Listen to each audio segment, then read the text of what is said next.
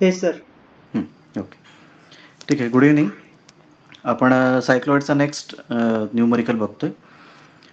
Statement बघा काय आहे. Draw a cycloid for a point which is farthest from the base of the circle. Farthest म्हटलेलं बरं का, farthest from the base of the circle. The circle diameter is 40 mm. Consider for 1 revolution. जे आपण मागच्या last न्यूमरिकलला घेतले तेच dimension आहेत सगळे. कन्स्ट्रक्शन पण सेम आहे, तर मी कन्स्ट्रक्शन करून ठेवलेलं इथे ऑलरेडी. आता फक्त पॉईंटचं नेमिंग जे आहे ते तुम्हाला सांगतोय कसं करायचं आहे ते. Okay, farthest from the base म्हणजे हा बेस आहे. बेसपासून फारदेस्ट पॉईंट कुठला आहे, तर हा टॉपचा पॉईंट आहे. आता आपल्याला हा टॉपचा पॉईंट मूव्ह करायचा आहे आणि याचा आपल्याला कर्व ड्रॉ करायचा आहे. ओके, तर नेमिंग बघा. क्लॉकवाईज ओरिएंटेशन आपण ॲज युजल इकडे घेतलेलं आहे. दिस इज डायरेक्शन ऑफ रोटेशन. तर हा पॉईंट नंबर 1 आहे. आपण लास्ट लेक्चर न्यूमरिकलमध्ये काय घेतलं होतं की हे बघा इथे पॉईंट नंबर जो मूव्ह करायचा आहे तो पॉईंट नंबर 8 होता. ह्या न्यूमरिकलमध्ये पण आपण काय केलं आहे, जो पॉईंट मूव्ह करायचा आहे तो 8च ठेवलेला आहे आणि क्लॉकवाईज डायरेक्शननी बाकीचं नेमिंग केलेलं आहे. So this is 1 2 3 4 5 6 7 and again 8. Okay, आता ही सगळी प्रोसेस मागच्या न्यूमरिकलमध्ये तुम्हाला माहिती झालेली आहे, तर मी ऑलरेडी करून ठेवलेली आहे म्हणजे टाईम आपला सेव्ह होईल. आता डायरेक्टली आपण काय करूयात, पॉईंट्स कसे घ्यायचे ते लक्षात करूयात. हे 8 सेंटर्स ऑलरेडी घेतलेले आहेत. सगळ्या पॉईंट्समधनं पास होणाऱ्या लाईन घेतलेल्या आहेत. लाईन अतिशय थिन आहेत, कदाचित दिसेल किंवा दिसणार पण नाही.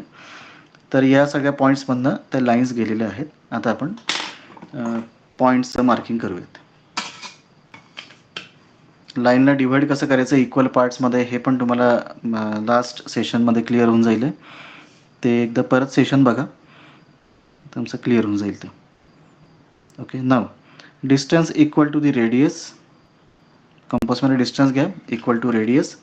C1 वर ठेवायचं आहे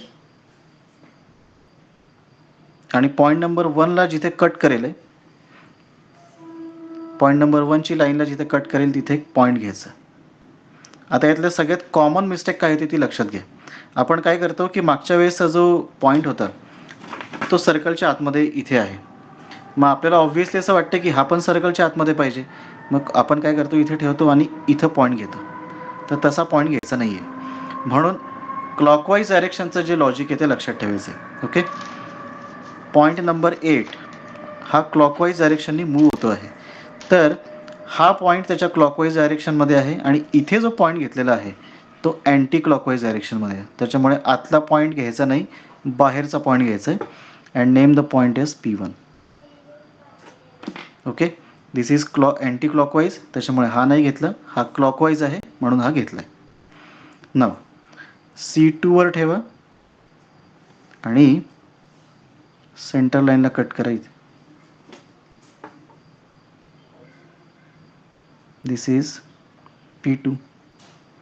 आता C2 वर ठेवल्यानंतर एक पॉईंट इथे पण मिळतो आहे, पण हा पॉईंट अँटी क्लॉकवाईज डायरेक्शनमध्ये आहे P1च्या, त्याच्यामुळे हा घ्यायचा नाही आहे. क्लॉकवाईज डायरेक्शनचा जो आहे तो आपल्याला घ्यायचा आहे. क्लिअर झाले का logic? Yes sir. Then C3 वर ठेवायचं आहे आणि 3च्या लाईनला जिथे कट करेल तो घ्यायचा आहे पॉईंट P3.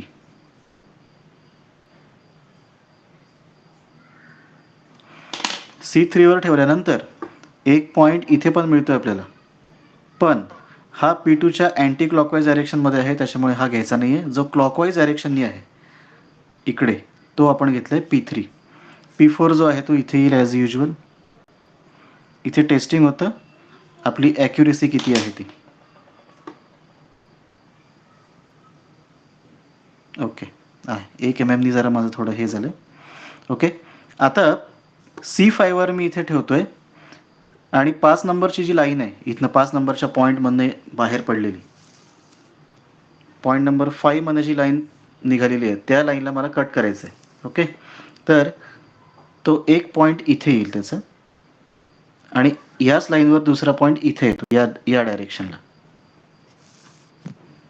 C5 वर एक पॉईंट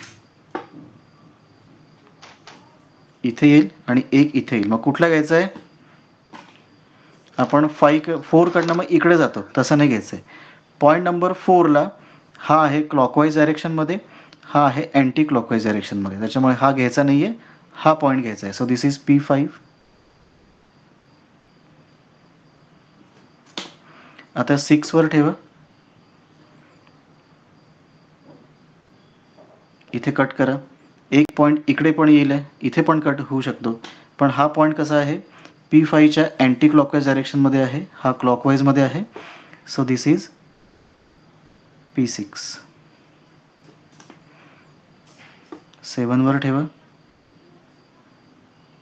7च्या लाईनला कट करा. दिस इज P7. 8वर ठेवा आणि 8च्या लाईनला कट करा. दिस इज P8. आता फ्रेंच कर्वनी कसं जॉईन करायचं ते सांगतो. ओके, आता बघा कसं आहे, हा पॉईंट असा खाली येईल, 4ला खाली येईल आणि 4पासून तो परत असेंडिंग डायरेक्शनमध्ये जाईल. ओके, सो पॉईंट नंबर 8 आणि P1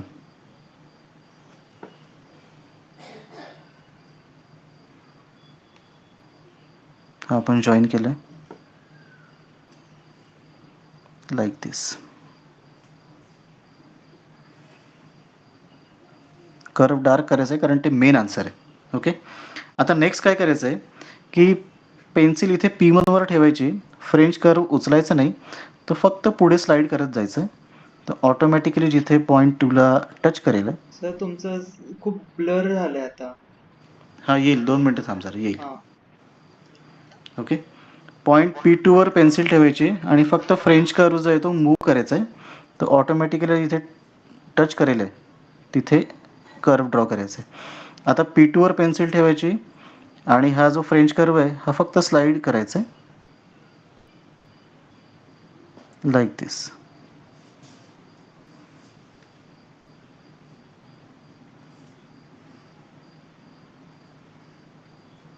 आता इथे पेन्सिल ठेवायची and this is the joining at P4.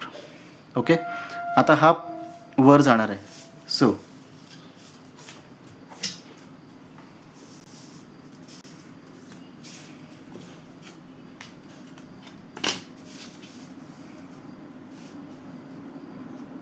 P5 आणि P4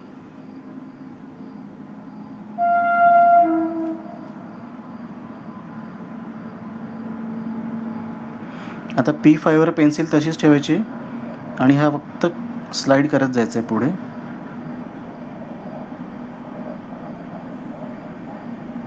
इथे आहे P6, sorry.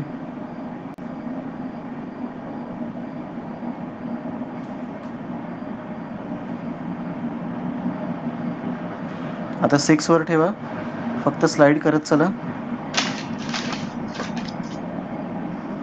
This is P7 आणि P7वरनं हा P8. Okay, so this is the movement of the point which is farthest from the base. आणि हे numerical विचारायची probability भरपूर आहे एक्झाममध्ये, त्याच्यामुळे दोन्हीही प्रॅक्टिस करून ठेवा. आणि डायमेन्शन्स ॲज युजल आपण जसे मागच्या सेशनला दिलेले आहेत तसेच डायमेन्शन याच्यामध्ये आपल्याला द्यायचे. सिम्पल टास्क आहे. कर्व हा नेहमी डार्क करायचा आहे, बाकी सगळं कन्स्ट्रक्शन फेंट करायचं आहे. मेन आन्सर जे ते हायलाईट करायचं आहे. ओके,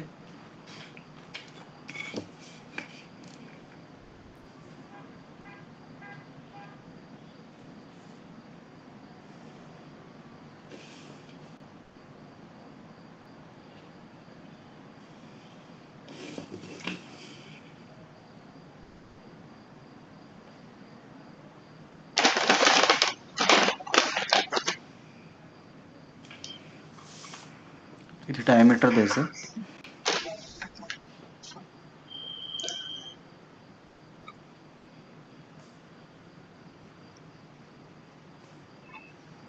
फाय 40 आणि नेक्स्ट जे आहे ते सर्कम्फरन्स.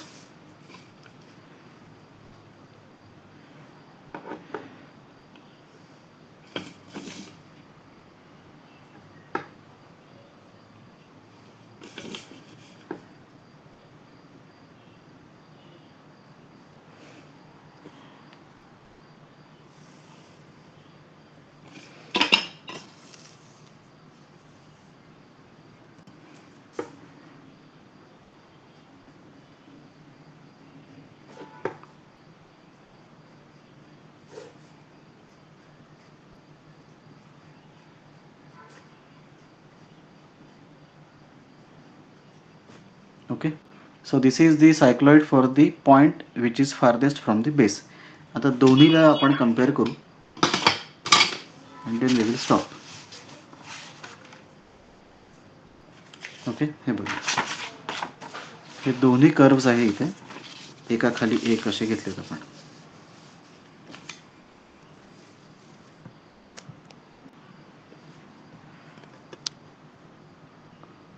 वरच्या डायग्राममध्ये पॉईंट फारदेस्ट आहे, म्हणजे टॉपचा पॉईंट आहे, आणि खालच्या डायग्राममध्ये तो बेसचा पॉईंट आहे, म्हणजे लोएस्ट पॉईंट आहे. तर दोघांच्या कर्वमध्ये डिफरन्स बघा कसा आहे ते.